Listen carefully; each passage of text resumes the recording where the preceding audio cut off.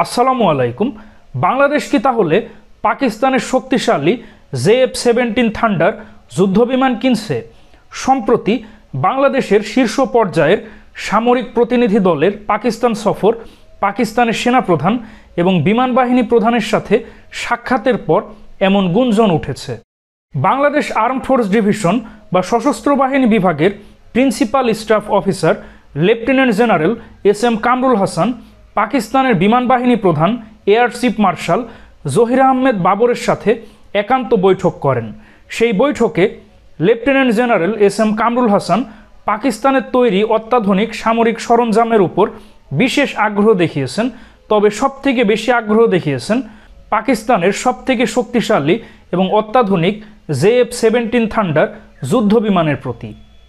তো lieutenant general SM Kamrul Hasan তিনি পাকিস্তানের দেশীয় সামরিক প্রযুক্তি এবং পাকিস্তানের অত্যাধুনিক JF-17 থান্ডার উৎপাদনের ব্যাপারে ব্যাপক প্রশংসা করেছেন এবং এর উপর ব্যাপক আগ্রহ দেখিয়েছেন।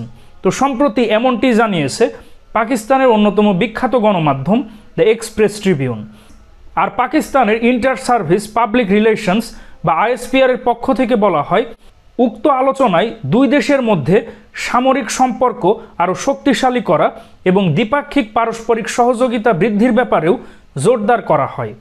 তো পাকিস্তানের অত্যাধুনিক JF-17 থান্ডার যুদ্ধ বিমান যদি বাংলাদেশের বিমান বাহিনীতে যুক্ত হয় তাহলে বাংলাদেশের সামরিক শক্তি আরও বৃদ্ধি পাবে এবং বাংলাদেশের আকাশ আরও সুরক্ষিত হবে। তো বাংলাদেশ সরকার যদি অনুমোদন করে তাহলে খুব দ্রুত পাকিস্তানের এই JF-17 থান্ডার যুদ্ধ বিমান বাংলাদেশ বিমান বাহিনীতে যুক্ত হতে পারে, কারণ পাকিস্তান সর্বদাই তাদের এই JF-17 থান্ডার যুদ্ধ বিমান মুসলিম দেশের কাছে বিক্রয়ের জন্য খুবই আগ্রহী।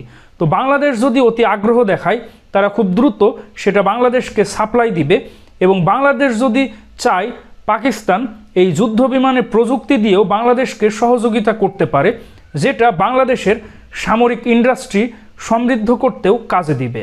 তো এখন দেখার বিষয় অন্তর্বর্তীকালীন সরকার কী সিদ্ধান্ত নেয় এই পাকিস্তানের JF-17 থান্ডার যুদ্ধ বিমানের বিষয়ে।